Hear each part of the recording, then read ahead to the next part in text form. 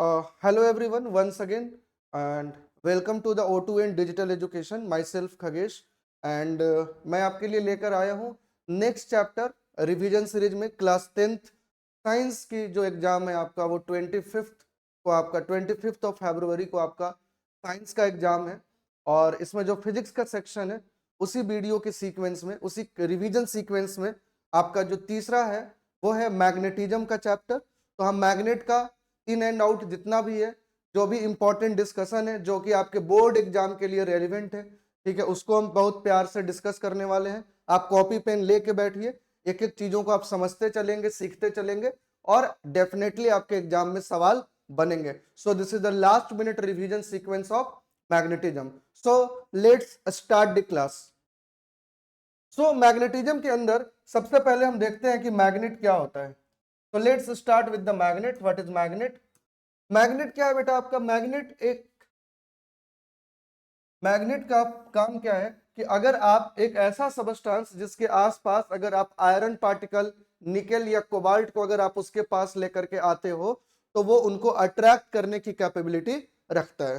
ठीक बात है। अच्छा, मैग्नेट के दो पोल होते हैं, नॉर्थ पोल और साउथ पोल। अगर आप लाइक पोल, अगर सेम नेचर वाले पोल को आपस में रखते हो तो वो सेम नेचर वाले पोल एक दूसरे को रिपेल करते हैं, और अगर आप अनलाइक पोल को आपस में रखते हो तो वो एक दूसरे को अट्रैक्ट करते हैं। नेक्स्ट हम चलते हैं मैग्नेटिक फील्ड की तरफ। मैग्नेटिक फील्ड क्या है? मैग्नेटिक फील्ड एक वेक्टर क्वांटिटी है। इसको हम बी से, कैपिटल बी से रिप्रेजेंट करते हैं, B for Bombay, capital B से रिप्रेजेंट करते हैं। इसके पास मैग्नीट्यूड भी है, डायरेक्शन भी है, और जो स्पेस सराउंड करता है अपने आसपास में, इमेजिनरी है ना, आपको नेकेड आई से नहीं दिखता है। तो एक मैग्नेट के आसपास का जो रीजन है वो सराउंडेड होता है जिस फील्ड से, उसको हम मैग्नेटिक फील्ड बोलते हैं। जैसे इलेक्ट्रिसिटी वाले चैप्टर में मैंने आपको बताया कि अगर कोई चार्ज पार्टिकल है तो उसके चारों तरफ, उसके सराउंडिंग में, उसके आसपास के रीजन में इलेक्ट्रिक फील्ड क्रिएट होता है, वैसे इसके आसपास मैग्नेटिक फील्ड क्रिएट होता है। Next, now we discuss about the direction of magnetic field. Magnetic field के डायरेक्शन के डिस्कशन के दरमियान मैं आपको एक चीज बताता हूं। सपोज करें आपके पास एक बार मैग्नेट रखा हुआ है।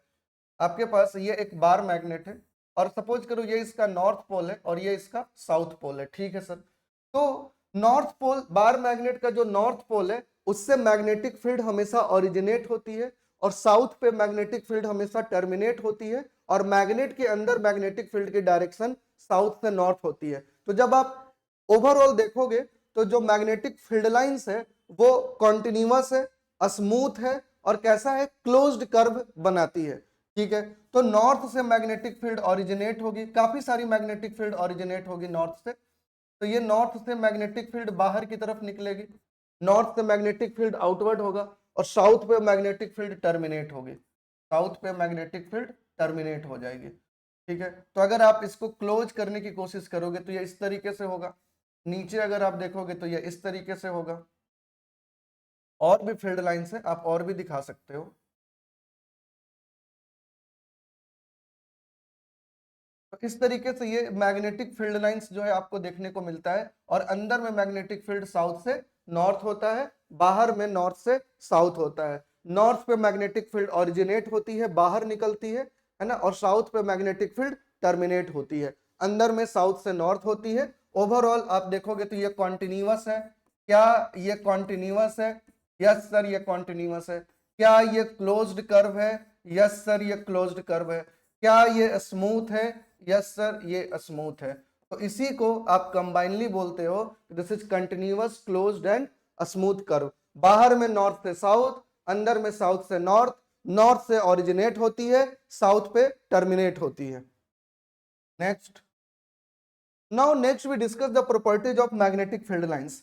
तो in this section the properties of magnetic field lines, जो पहला प्रॉपर्टी है आपका वो क्या है? पहली प्रॉपर्टी ये है जो अभी हमने बताया कि outside magnetic field, magnetic field magnetic field originate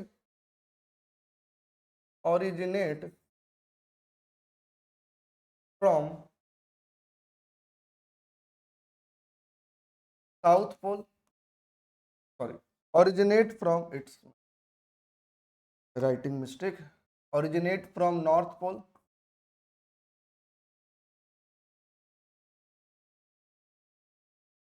and second, magnetic field lines terminate at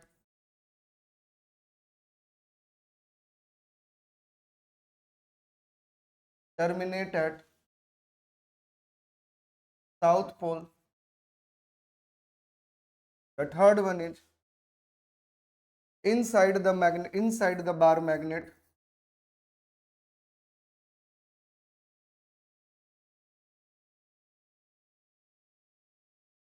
inside the bar magnet, magnetic field is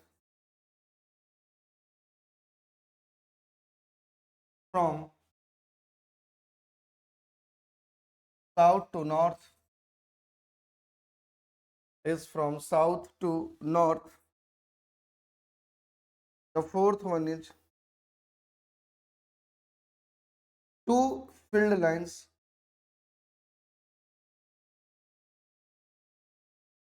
never intersect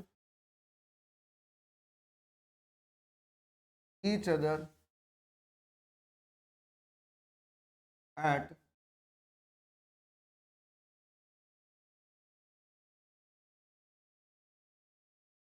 common point. अच्छा, two magnetic field lines never intersect each other at common point, इसका क्या मतलब है? इसका मतलब ये है कि सपोज करो कि एक किसी कॉमन पॉइंट पे दो मैग्नेटिक फील्ड लाइंस एक दूसरे को इंटरसेक्ट कर गए, तो अगर इसके पास अगर तुम कोई मैग्नेटिक कंपास को ले जाओगे तो इसका जो नॉर्थ है या इसका जो साउथ पोल है उस मैग्नेटिक कंपास का, वो कंफ्यूज हो जाता है कि एक पॉइंट पे दो डायरेक्शन है तो हम किस तरफ डिफ्लेक्ट करें, वो कंफ्यूज हो जाता है। तो इसीलिए two magnetic field lines never intersect each other at a common point.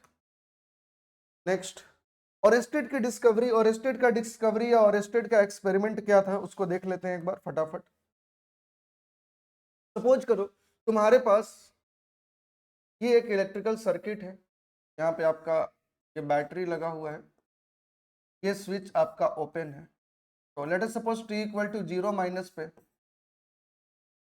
Switch off है। अब जब स्विच ऑफ है तो यहाँ से कोई भी करंट फ्लो नहीं करेगा, तो मान लो आप इसके पास आपने एक मैग्नेटिक कंपास को रखा, ये इसका नॉर्थ है ये इसका साउथ है,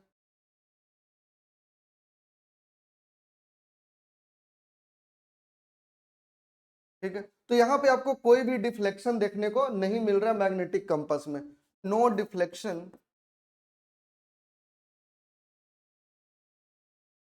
shown by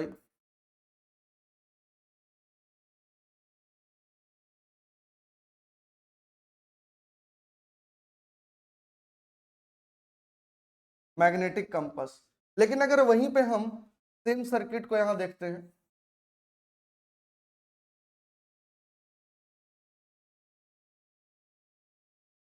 अब हमने t इक्वल टू 0 पे स्विच को ऑन कर दिया है, बैटरी है तो यहाँ के पॉजिटिव टर्मिनल से करंट निकलेगा, ये करंट यहाँ से ऐसे पास करेगी और करंट पास करने से बल्ब हमारा ग्लो कर जाएगा।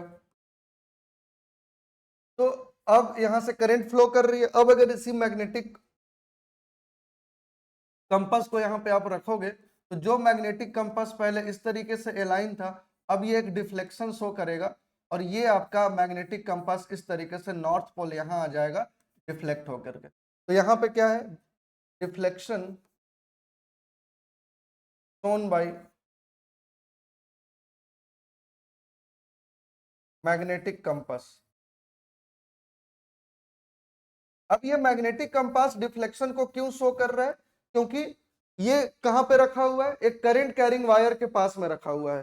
तो जब भी किसी वायर से करंट फ्लो करती है और अगर आप उसके पास में मैग्नेटिक कंपास को लेकर जाओगे तो वो मैग्नेटिक कंपास एक डिफ्लेक्शन शो करेगा।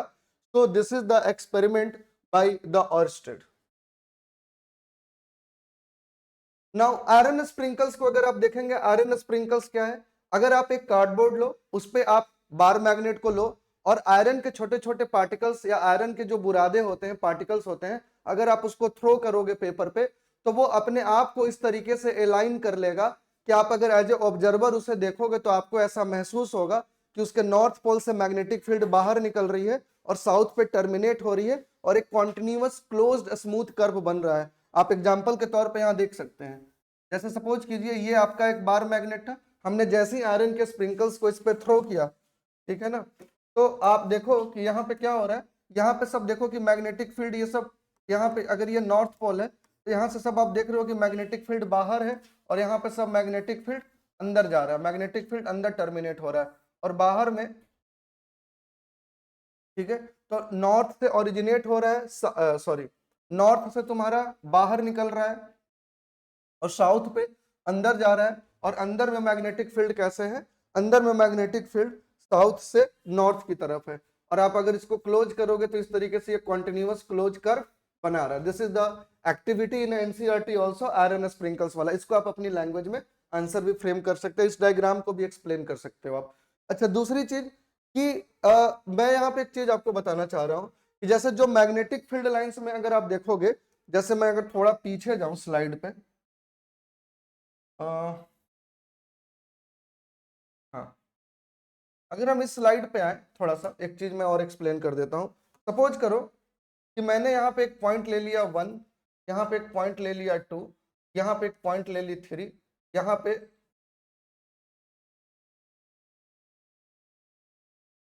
यहाँ पे हमने मान लो पॉइंट ले लिए 4। अब अगर मैं आपसे पूछूं पहले 1 और 2 में कि इस 1 और 2 में अगर मैं कंपेयर करूं, 1 2 3 4 में अगर मैं कंपेयर करूं कि कहां पे मैग्नेटिक स्ट्रेंथ ज्यादा है, यानी कहां पे फील्ड का स्ट्रेंथ ज्यादा है, कहां पे फील्ड का स्ट्रेंथ कम है, तो इसको हम बहुत ही प्यार से समझ सकते हैं। कैसे, ध्यान देना।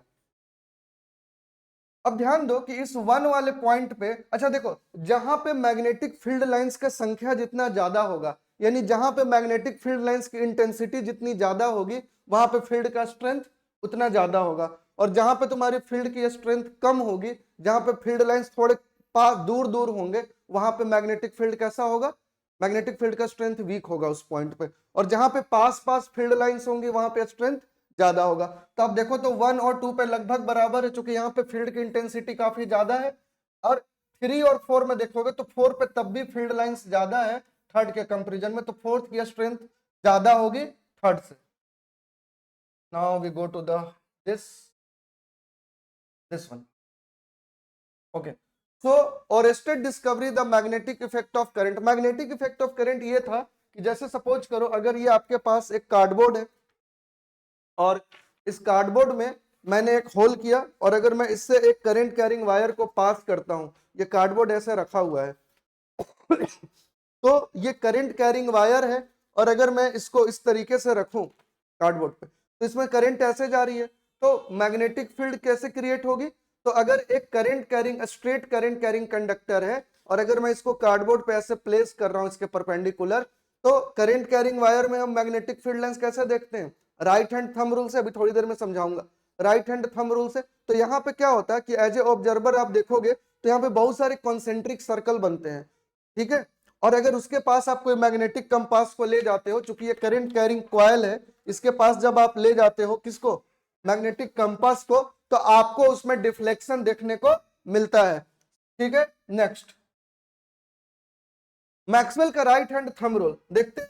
मैक्सवेल का राइट हैंड थंब रूल ये कहता है कि अगर आपके पास कोई स्ट्रेट करंट कैरिंग कंडक्टर है और इसमें करंट अगर ऐसे फ्लो कर रहा है, तो आप अपना राइट हैंड लो, राइट हैंड का जो थंब है इसको करंट के डायरेक्शन में पॉइंट करो और बची हुई उंगलियों को कर्ल करो, तो यहां से ये अंदर जा रहा है और यही उंगली जब घूमेगा तो यहां से ये बाहर आएगा। तो यहां से ये अंदर जा रहा है तो यहाँ पे क्रॉस हो गया, यहां से बाहर आ रहा है तो यहाँ पे डॉट हो गया। ये कुछ कुछ ऐसा है कि यहां से करंट जो है तुम्हारा यहां से अंदर जा रहा है और यहां से बाहर आ रहा है, ठीक है। This is the Maxwell right hand thumb rule and it is used in a straight current carrying conductor. इसमें हम लगाते हैं स्ट्रेट करंट कैरिंग कंडक्टर में, हम इसको मैग्नेटिक फील्ड के डायरेक्शन को पता करने के लिए हम मैक्सवेल का right hand thumb rule use करते हैं। नेक्स्ट, कौन कौन सा फैक्टर है, factors on which magnetic field due to a straight wire depend. Straight wire जो है, स्ट्रेट वायर की वजह से मैग्नेटिक फील्ड किस किस चीज पर डिपेंड करता है? तो अगर तुम्हारा कोई स्ट्रेट करंट कैरिंग कंडक्टर है, इसकी वजह से जो मैग्नेटिक फील्ड होगा वो डिपेंड करेगा किस पे? एक तो करंट पे डिपेंड करेगा, दूसरा डिस्टेंस, और तीसरा change the direction of current. Change the direction of current मतलब, और डिस्टेंस का क्या मतलब है उसको एक बार हम समझते हैं। तो उसके लिए we will go to the next slide, यहां से ज्यादा अच्छे से समझ में आएगा आपको, देखेंगे। सो नाउ सी, ये जो आपका है यहाँ पे ध्यान देना। हाँ, तो यहाँ पे आपका कैसा है बेटा, यहाँ पे आपका मान लो कि ये एक करंट कैरिंग वायर है, इसमें स्ट्रेट कंडक्टर, इसमें करंट इस डायरेक्शन में फ्लो कर रही है आई, और अगर आपको पी पॉइंट पे पूछ रहा है कि बताओ इस पी पॉइंट पे उस करंट कैरिंग कंडक्टर की वजह से पी पॉइंट पे मैग्नेटिक फील्ड का डायरेक्शन क्या होगा? तो ये ऐसे एक कंडक्टर है, देखो ऐसे कंडक्टर है, अपना राइट हैंड लो और राइट हैंड को क्या करो, ये राइट हैंड लो और अपना जो थंब है इसको पॉइंट करो करंट के फ्लो की डायरेक्शन में, और जो बची हुई उंगलियों उसको कर्ल करो। तो जब आप कर्ल करोगे तो यहां से अंदर जा रहा है और फिर बाहर आ रहा है, तो इस पॉइंट पे मैग्नेटिक फील्ड कैसी हो गई? क्रॉस। क्रॉस मतलब इनवर्ड और डॉट मतलब आउटवर्ड। क्रॉस का मतलब हो गया इनवर्ड और डॉट का मतलब हो गया आउटवर्ड। इतना बात क्लियर है? Yes sir. आगे चलते हैं। अच्छा, मैंने अभी थोड़ा देर पहले आपको बताया था कि जो करंट कैरिंग वायर है, कंडक्टर, करंट कैरिंग जो कंडक्टर है, उसकी वजह से जो मैग्नेटिक फील्ड है वो करंट पे डिपेंड करती है। अगर करंट का स्ट्रेंथ ज्यादा है तो मैग्नेटिक फील्ड ज्यादा हो गया। दूसरा, वो डिस्टेंस पे डिपेंड करती है। डिस्टेंस से मेरा मतलब ये है कि अगर ये करंट कैरिंग वायर है, इसमें करंट मान लो ऊपर के डायरेक्शन में फ्लो कर रही है, तो इस करंट कैरिंग कंडक्टर की वजह से अगर यहां पे किसी पॉइंट पी पे मैग्नेटिक फील्ड पूछ रहा है, तो ये जो जिस पॉइंट पे वो फील्ड पूछ रहा है वो इस वायर से कितना डिस्टेंस पे है। अगर डिस्टेंस बहुत ज्यादा होगा तो इसकी वजह से मैग्नेटिक फील्ड का इफेक्ट यहाँ कम होगा, और वो पॉइंट जितना ज्यादा क्लोज होगा करंट कैरिंग वायर के, उतना ज्यादा वहां पे हमारा क्या होगा? मैग्नेटिक फील्ड होगा। तो अब समझो, जैसे मान लो पी पॉइंट है, अब इसी में अगर मैं ये बोलूं कि इसकी दूरी यहां से x1 है, ये पॉइंट P1 है, और एक पॉइंट P2 है जिसकी दूरी x2 है, तो अब ये देखो जो P1 है इस करंट कैरिंग वायर के पास में है, तो यानी कि P1 पे हमारा मैग्नेटिक फील्ड का स्ट्रेंथ जो है वो ज्यादा होगा in comparison to the P2। तो यानी कि डिस्टेंस जितना कम होगा उतना ज्यादा हमारा मैग्नेटिक फील्ड देखने को मिलेगा। अब एक बार डायरेक्शन चेक कर लेते हैं। तो ये करंट कैरिंग वायर है, ध्यान देंगे सब लोग, ये करंट कैरिंग वायर है, इसमें आप अपने थंब को लो, थंब को पॉइंट करो करंट की डायरेक्शन में और बची हुई उंगलियों को कर्ल करो, तो यहां से ये अंदर जा रही हैं उंगलियां और इस साइड से बाहर आ रही हैं, यानी कि इस पॉइंट पे डायरेक्शन कैसा होगा? क्रॉस। ऑफ कोर्स इस पे भी कैसा होगा? क्रॉस। तीसरा था कि अगर आप करंट के फ्लो के डायरेक्शन को बदल देते हो तो उसकी वजह से मैग्नेटिक फील्ड का जो डायरेक्शन है वो भी चेंज हो जाएगा। लेट्स सी, अगर आप यहां पे देखते हो तो इसमें करंट कैरिंग वायर में करंट नीचे की तरफ है, राइट हैंड लेंगे, करंट थंब को पॉइंट करेंगे करंट की फ्लो की डायरेक्शन में और बची हुई उंगलियों को कर्ल करोगे तो ये यहां से अंदर जा रही है और फिर घूम के ये यहां से बाहर आ रही है। तो इसकी वजह से इस पी पॉइंट पे मैग्नेटिक फील्ड हो गया डॉट। डॉट मतलब आउटवर्ड, आउटवर्ड मतलब out of the plane, out of the board. इस वाले को देखो, इसमें तुम्हारा ये करंट कैरिंग वायर है, राइट हैंड लो, अपने थंब को पॉइंट करो और फिंगर को कर्ल करो, तो यहां से ये अंदर जाएगी और यहां से बाहर आएगी, तो यहां पे हमारा मैग्नेटिक फील्ड आउटवर्ड होगा, यानी कि आउट ऑफ द प्लेन। अगर एज ए ऑब्जर्वर आप यहां से ऐसे देखोगे तो आपको ये फील्ड लाइंस बाहर आती हुई दिखेंगे। सिमिलरली आप यहां पे देखेंगे, यहाँ पे दोनों वायर में करंट ऊपर की तरफ जा रही है और पी पॉइंट यहाँ बीच में है। हम मान लेते हैं कि दोनों के बीच का डिस्टेंस अगर डी है वायर के बीच में, तो चूंकि मिडिल में है तो यहाँ से यहाँ तक d/2 है। ठीक है सर, यहाँ से यहाँ तक भी कितना है? d/2 है। तो इस करंट कैरिंग वायर की वजह से पी पे मैग्नेटिक फील्ड हमको पॉइंट किया, यहाँ पे इनवर्ड हो गई। अब इसकी वजह से देखो, इसकी वजह से यहाँ तो अंदर जाएगी और यहाँ बाहर होगी, डॉट होगी। तो वायर 1 की वजह से क्रॉस है और वायर 2 की वजह से डॉट है। अब चूंकि फील्ड का स्ट्रेंथ सेम है और मैग्नेटिक फील्ड एक वेक्टर क्वांटिटी है, तो मान लो कि दोनों का स्ट्रेंथ सेम है लेकिन डायरेक्शन अपोजिट है, तो चूंकि ये वेक्टर क्वांटिटी है इस नाते वो कैंसिल आउट होकर नेट फील्ड कितना हो जाएगा? 0। तो यहाँ पे बी नेट कितना हो जाएगा? 0। जबकि आप यहाँ पे देखो, यहाँ पे करंट नीचे की तरफ है वायर 1 में और वायर 2 में करंट ऊपर की तरफ है, तो पी पॉइंट पे देखो, तो चूंकि इसमें नीचे की तरफ है तो इसको पॉइंट करो, यहां से ये अंदर जाएगा और यहां से बाहर आएगा। तो यहाँ पे डॉट हो गया इस 2 की वजह से, तो थंब को पॉइंट करो यहां से अंदर और यहां से बाहर, तो इससे भी बाहर आ गई, इन दोनों की वजह से आउटवर्ड मैग्नेटिक फील्ड है। तो यहाँ पे जो नेट मैग्नेटिक फील्ड होगा वो कितना होगा, दोनों को सम कर दो, B1 प्लस B2, चूंकि दोनों बाहर की तरफ है, वेक्टर क्वांटिटी है, तो इसको वेक्टरली जो है ऐड कर दो। ये आपको देखो magnetic field lines of the field produced by a current carrying circular loop. एक करंट कैरिंग सर्कुलर लूप है, इसमें करंट यहां से देखो एंटर कर रहा है और यहां से लीव कर रहा है। तो मैंने आपको बताया था इलेक्ट्रिसिटी में भी कि जब करंट एंटर करता है तो प्लस और जब करंट लीव करता है तो माइनस। अब यहाँ पे आप ये देख रहे हो कि यहाँ पे ये साउथ पोल बोल रहा है और यहाँ पे ये नॉर्थ पोल बोल रहा है। तो आप ध्यान दो, जब करंट यहाँ से एंटर कर रहा है और यहाँ से लीव कर रहा है, यहाँ पे नॉर्थ है और यहाँ पे साउथ है, तो अगर इसको बार मैग्नेट की तरह आप सोच के देखो तो बार मैग्नेट में क्या होता था कि नॉर्थ से ओरिजिनेट होती थी और साउथ पे टर्मिनेट होती थी। तो अगर आप ध्यान से देखोगे तो नॉर्थ से ये सब ओरिजिनेट हो रही है बाहर की तरफ और साउथ पे टर्मिनेट हो रही है। तो ये धीरे धीरे ये धीरे धीरे क्या करेगा, एक सर्कुलर लूप बनाता जाएगा और ऐसे करते करते करते करते करते करते करते करते सॉरी, ये कॉन्सेंट्रिक सर्कल बनाएगा और इसकी डायरेक्शन क्या होगी, यहां से डायरेक्शन देखो ये ऐसे जा रही है, तो यानी यहाँ पे डायरेक्शन कैसा है, इनवर्ड है, जबकि यहाँ पे डायरेक्शन कैसा है, आउटवर्ड है। तो यहाँ पे डायरेक्शन कैसा है, इनवर्ड है, और यहाँ पे डायरेक्शन कैसा है, आउटवर्ड है। तो ये जो है इसमें जो आप बनाओगे उसमें ये जो एरो है ये दिखाना बहुत जरूरी है कि यहाँ पे देखो अगर इनवर्ड है तो ये क्लॉकवाइज हो गई और ये एंटी क्लॉकवाइज हो गई। ठीक है, next magnetic field pattern due to circular loop carrying current. अब ये देखो ये सर्कुलर लूप कैरिंग करंट है। सर्कुलर लूप कैरिंग करंट में अगर आप ध्यान से देखो ये सर्कुलर लूप है, इसमें करंट फ्लो कर रही है, ये करंट इस तरीके से है। तो अगर आप देखोगे तो इस करंट का जो डायरेक्शन है वो कैसा, करंट कैसे फ्लो कर रही है, क्लॉकवाइज या एंटी क्लॉकवाइज। तो इसको इस डायरेक्शन में कर्ल करो जिस डायरेक्शन में करंट फ्लो कर रही है। तो ये जो थंब है वो अंदर की तरफ है, यानी कि करंट कैसे फ्लो कर रही है, क्लॉकवाइज। क्लॉकवाइज अगर ये क्लॉकवाइज फ्लो कर रही है तो ये जो सर्कुलर लूप है वो मैग्नेट के किस पोल की तरह बिहेव करेगा, क्लॉकवाइज है, तो ये तुम्हारा साउथ पोल की तरह बिहेव करेगा।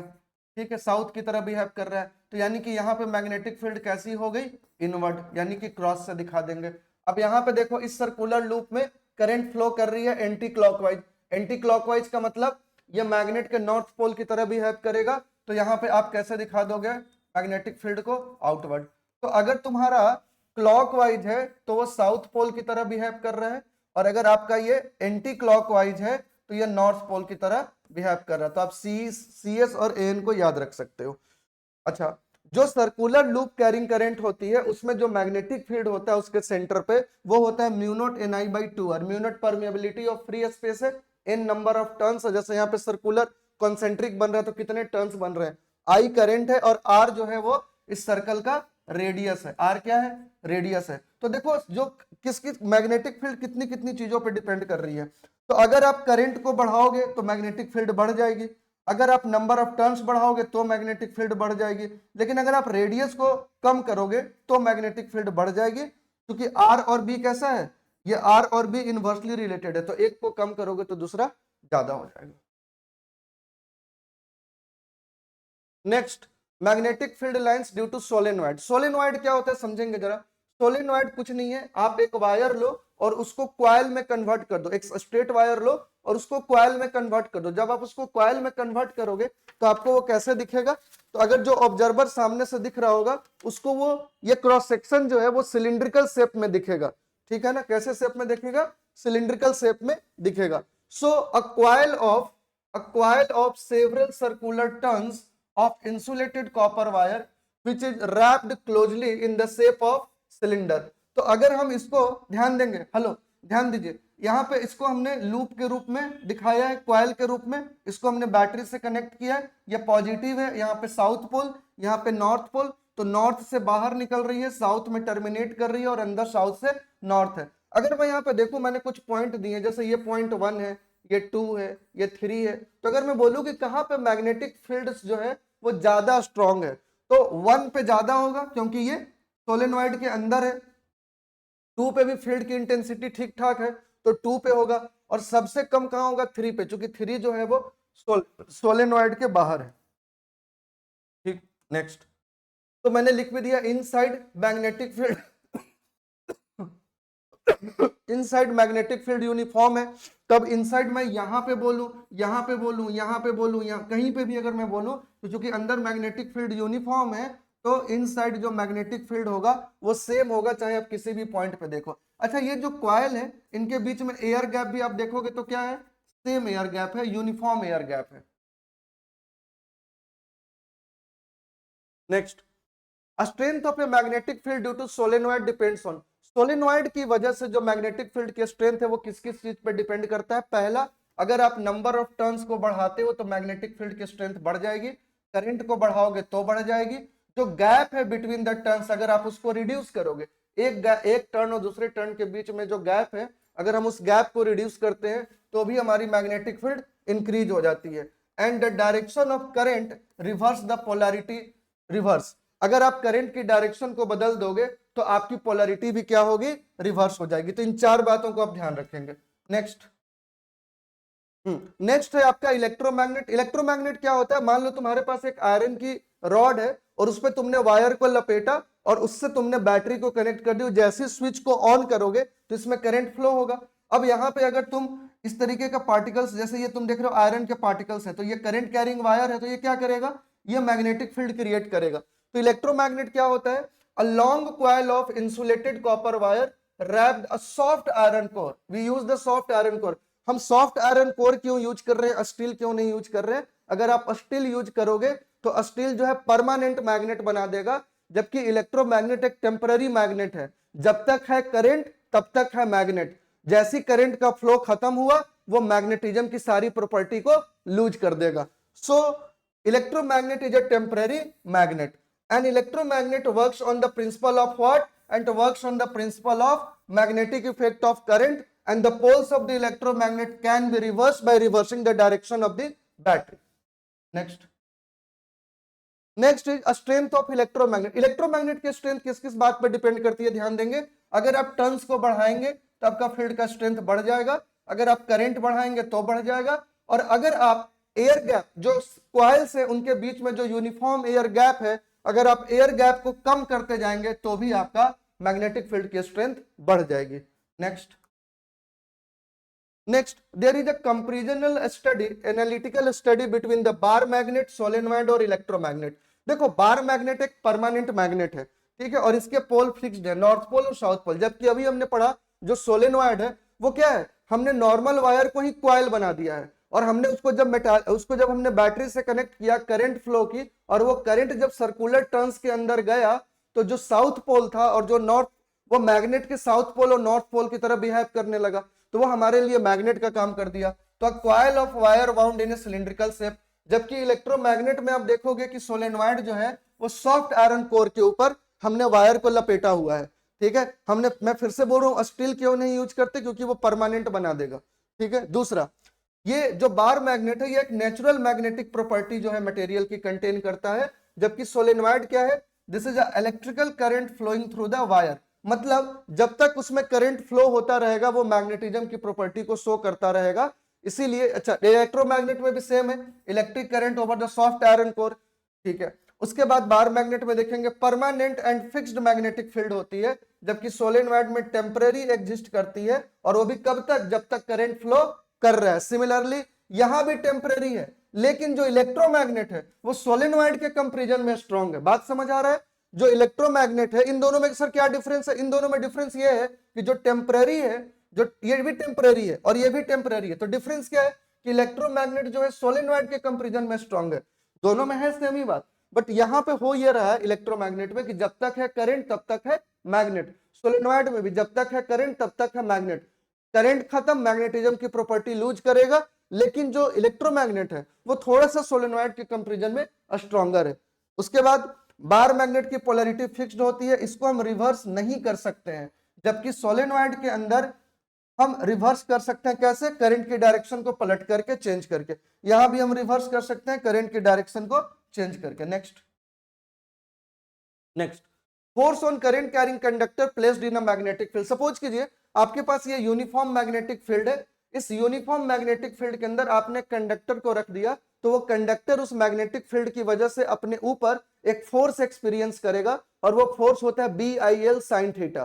ठीक है, बी यहाँ पे मैग्नेटिक फील्ड है, आई उस कंडक्टर में फ्लो होने वाली करंट है, एल कंडक्टर का लेंथ है, और ये जो थीटा है ये एंगल है किसके किसके बीच का, मैग्नेटिक फील्ड वेक्टर और करंट के बीच का एंगल है।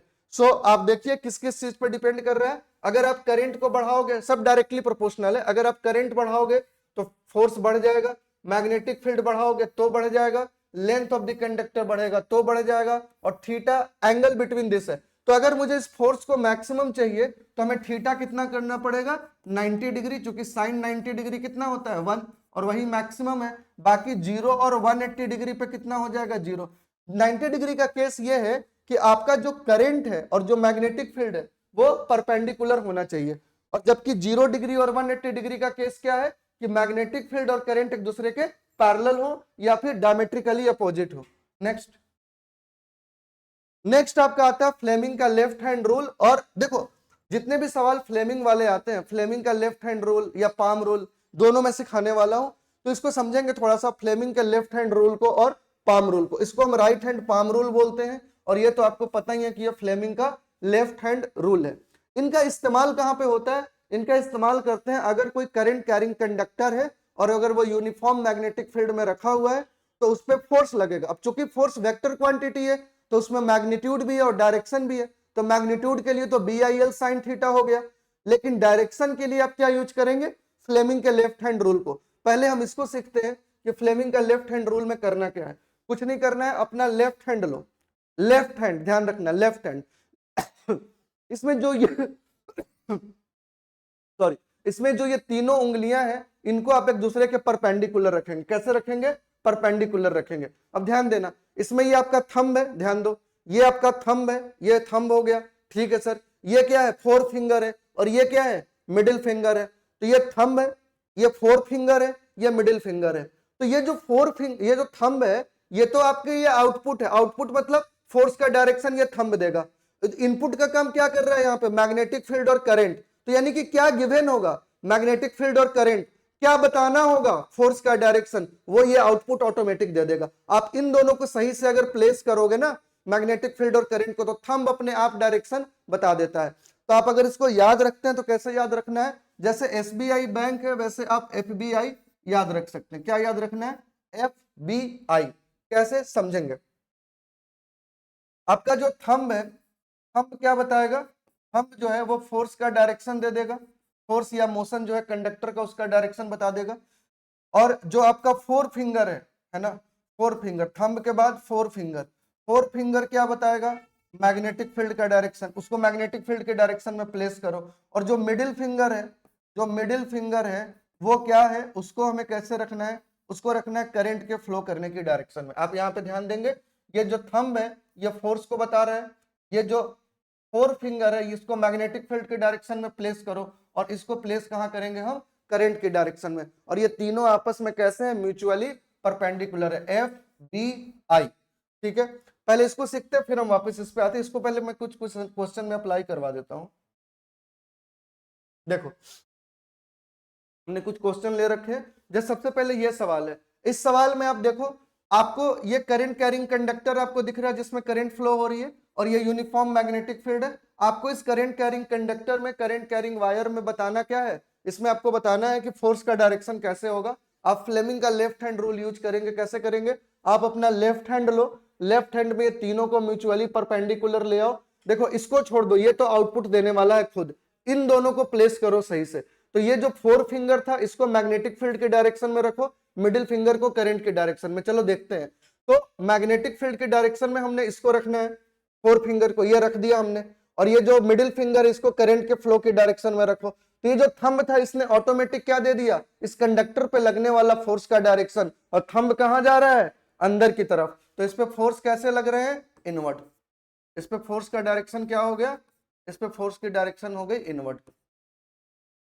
नेक्स्ट सेकंड क्वेश्चन देख लेते हैं। इसमें आपका मैग्नेटिक फील्ड कैसे है, ऊपर की तरफ, और करंट कैरिंग वायर ऐसे है। आप अपना राइट हैंड थंब रूल इस्तेमाल कीजिए, sorry Fleming left hand rule इस्तेमाल कीजिए। आप अपने तीनों उंगलियों को लो, एक दूसरे के म्यूचुअली परपेंडिकुलर करो बेटा, ठीक है। ये फोर फिंगर को कहाँ रखना है सर, मैग्नेटिक फील्ड के डायरेक्शन में, ठीक है सर। इसको कहाँ रखना है, करंट के फ्लो की डायरेक्शन में रख दिया। तो ये जो थंब है वो किधर है, बाहर की तरफ है, तो ये क्या दे देगा, इस पे लगने वाले फोर्स का डायरेक्शन। अभी इस केस में इस पे फोर्स कैसे लग रहा है, फोर्स का डायरेक्शन हो गया आउटवर्ड। नेक्स्ट इसमें आ जाओ, यहाँ पे ये मैग्नेटिक फील्ड है तुम्हारा, ठीक है। इसमें दो वायर है, ये वायर नंबर 1 है, ये वायर नंबर 2 है। इस वायर नंबर 1 में करंट की डायरेक्शन नहीं दिया है, लेकिन इसमें बोल रहा है कि इसमें इलेक्ट्रॉन फ्लो कर रहा है ऊपर की तरफ, और दूसरे वाले वायर में पॉजिट्रॉन यानी कि प्लस चार्ज फ्लो कर रहा है नीचे। पॉजिट्रॉन भी फंडामेंटल पार्टिकल्स में है, अभी के लिए समझो कि पॉजिटिव चार्ज है, इस पे पॉजिटिव चार्ज फ्लो कर रहा है नीचे की डायरेक्शन में। तो मैंने आपको इलेक्ट्रिसिटी में बताया है कि जो करंट होता है वो फ्लो करता है इलेक्ट्रॉन के फ्लो करने के अपोजिट डायरेक्शन में, और जो तुम्हारा करंट होता है वो फ्लो करता है पॉजिटिव चार्ज जिस डायरेक्शन में फ्लो करता है उसी डायरेक्शन में, करंट के अपोजिट, सॉरी इलेक्ट्रॉन के अपोजिट, लेकिन पॉजिटिव चार्ज के सेम डायरेक्शन में। तो अप्लाई दैट प्रिंसिपल कि आप इलेक्ट्रॉन अगर ऊपर जा रहे हैं, तो अगर हम इसका सॉल्यूशन देखें, if we want this solution then see, ये आपका रहा यूनिफॉर्म मैग्नेटिक फील्ड बी, और पहला वाला वायर, पहले वाले वायर में इलेक्ट्रॉन ऊपर की तरफ था तो इसमें करंट हो गया नीचे की तरफ, और दूसरे वाले वायर में आपका नीचे की तरफ पॉजिटिव चार्ज है तो करंट भी कैसे रहेगा, नीचे की तरफ। अब दोनों वायर पे हम अप्लाई करते हैं बारी बारी से फ्लेमिंग का लेफ्ट हैंड रूल। तो पहली बार में फ्लेमिंग का लेफ्ट हैंड रूल लगाओ पहले वाले वायर पे, तो कैसे यूज करेंगे सर, इसको तीनों को म्यूचुअली परपेंडिकुलर रखा, फोर फिंगर को मैग्नेटिक फील्ड की डायरेक्शन में रख दिया सर, मिडिल फिंगर को करंट की डायरेक्शन में रख दिया, तो ये जो थंब है वो बाहर की तरफ है, थंब कैसा है, बाहर की तरफ है, आउटवर्ड डायरेक्शन में है। तो इस वाले पे कैसा फोर्स लग रहा है, इस पे फोर्स की डायरेक्शन कैसी हो गई, आउटवर्ड, ठीक बात है। अच्छा सर, इस वाले में कैसा होगा, मैग्नेटिक फील्ड ऐसे है और ये नीचे की तरफ है, तो इस पे भी कैसा लग गया फोर्स, आउटवर्ड। तो दोनों ही केसेस में आपके फोर्स कैसे लग रहे हैं, आउटवर्ड डायरेक्शन में। फोर्थ, आपके पास एक यूनिफॉर्म मैग्नेटिक फील्ड है, this is uniform magnetic field. इस यूनिफॉर्म मैग्नेटिक फील्ड के अंदर अल्फा, बीटा और गामा इन तीनों पार्टिकल को थ्रो कर दिया गया। एक यूनिफॉर्म मैग्नेटिक फील्ड में अल्फा पार्टिकल, बीटा पार्टिकल और गामा पार्टिकल को अगर हमने थ्रो कर दिया, तो बताइए कि उन चार्ज पार्टिकल की वजह से फोर्स का डायरेक्शन हम कैसे पता करेंगे। तो अगर ये अल्फा पार्टिकल है, अल्फा मतलब पॉजिटिव चार्ज हो गया, बीटा माने इलेक्ट्रॉन निगेटिव चार्ज हो गया, और गामा पे तो कोई चार्ज ही नहीं है, गामा पे तो कोई चार्ज ही नहीं है। तो अगर किसी वायर में अल्फा फ्लो कर रहा है मतलब पॉजिटिव फ्लो कर रहा है, मान लो ये नीचे फ्लो कर रहा है, तो यहाँ पे करंट तो पॉजिटिव की डायरेक्शन में ही होती है। बीटा है, बीटा का मतलब इलेक्ट्रॉन, तो अगर तुम्हारा इलेक्ट्रॉन ऊपर की तरफ था, इलेक्ट्रॉन यानी कि अगर वो ऊपर की तरफ था तो उसमें करंट कैसे आ जाएगी, नीचे की तरफ, और गामा पे तो कोई चार्ज ही नहीं है तो उसकी तो कोई बात ही नहीं कर रहे हम, ठीक है, न्यूट्रल है। तो इन दोनों की वजह से अभी देखा तो ये वाला क्वेश्चन ऑलमोस्ट सेम हो गया। मेरे को बस ये समझाना था, अल्फा मतलब पॉजिटिव तो उसी की डायरेक्शन में, बीटा मतलब निगेटिव तो करंट उसकी अपोजिट, गामा में कोई चार्ज नहीं है तो वो कोई डिफ्लेक्शन शो नहीं करेगा। अब इन सब क्वेश्चन पे आप राइट हैंड पाम रूल से भी आंसर कर सकते हो। किससे, राइट हैंड पाम रूल। अगर मान लो बेटा कि तुम लेफ्ट हैंड भूल गए, वैसे तो नहीं भूलना चाहिए बट भूल गए, तो तुम लगा सकते हो right hand palm rule, thumb rule नहीं, राइट हैंड पाम रूल, थप्पड़ वाला rule. Right hand palm rule क्या बोलता है देखेंगे, वो ये बोलता है कि किसी भी क्वेश्चन में या जो भी क्वेश्चन लिखा किसी भी क्वेश्चन में आप अपना राइट हैंड लीजिए, ले लिया सर।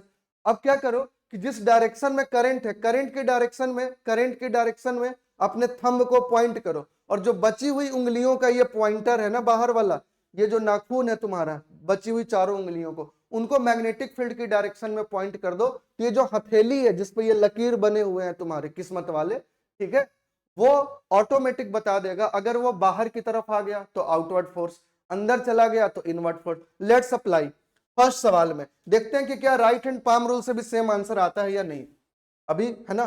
तो देखो, तो हमें राइट हैंड पाम रूल में क्या करना है, थंब रहा सर, ये रहा sir right hand, yes sir, current की डायरेक्शन में थंब को रखना है, रख दिया सर, बची हुई उंगलियों को मैग्नेटिक फील्ड में रख दिया sir.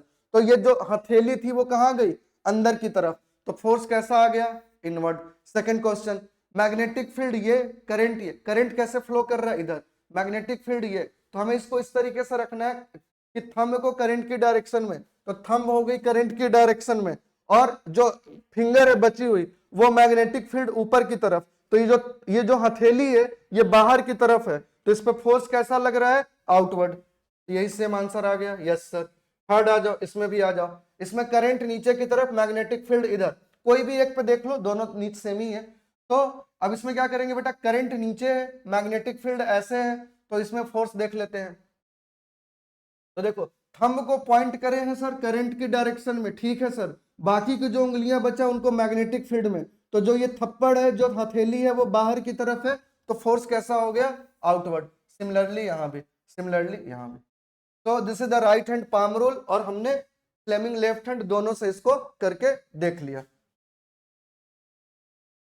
Next, difference between DC current and AC current. DC current क्या होता है कि अगर आप वाई एक्सिस पे करंट या वोल्टेज को देख रहे हो तो ये टाइम के रिस्पेक्ट में कांस्टेंट है, यानी कि टाइम बदलता गया बट करंट और वोल्टेज फिक्स था। जबकि अल्टरनेटिंग करंट में क्या होता है कि आपका ये साइनोसॉइडल वेव होता है, तो यहाँ पे जो करंट और वोल्टेज है वो टाइम के रिस्पेक्ट में बदलता रहता है, अलग अलग टाइम पे अलग अलग करंट और वोल्टेज चेंज होते रहता है।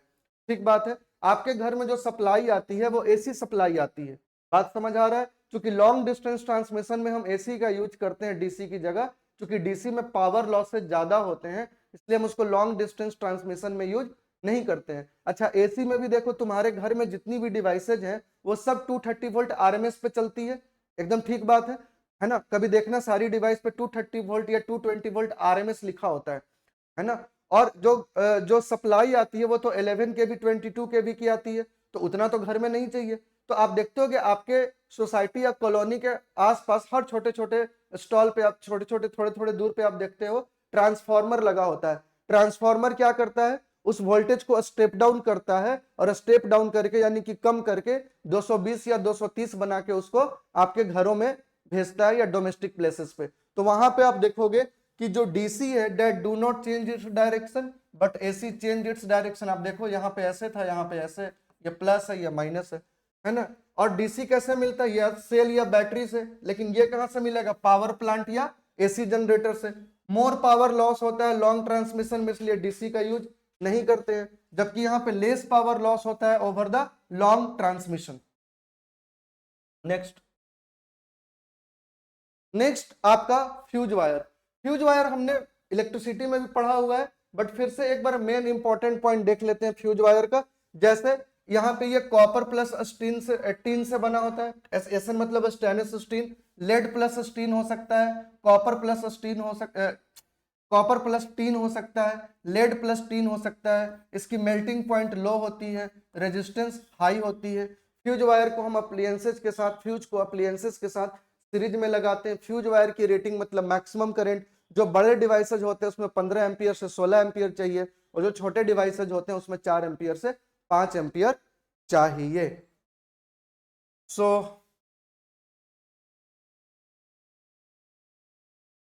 So this is all about from my side, है ना। So thank you everyone for watching my content, watching my classes, watching my lecture, and आप यहाँ से अच्छे से एग्जाम दीजिए। I wish you good luck for the 2026 board exam, ठीक है, and the remaining upcoming exam in your future also। अच्छे से मन लगा के पढ़ाई करते रहिए, ठीक है। आपको इसी चैनल पे O2N डिजिटल एजुकेशन पे आपको मेरी तरफ से फिजिक्स के सेक्शन में इलेक्ट्रिसिटी मिल चुका होगा, लाइट और मैग्नेट, ठीक है। और आपको बहुत जल्द ही human eye and colourful world का भी वीडियो मिल जाएगा, आप उसको भी अच्छे से रिवाइज कर सकते हैं। उसमें मैं कुछ ट्रिक्स वगैरह भी बताऊंगा जिससे आपके एग्जाम में बहुत हेल्प होगा। तो तब तक के लिए आप इस चैनल पे बने रहिए। Stay tuned, stay study and keep your health good. तो I wish you good luck, और लक से ज्यादा प्रैक्टिस पे बिलीव कीजिए। Signing off, Khagesh.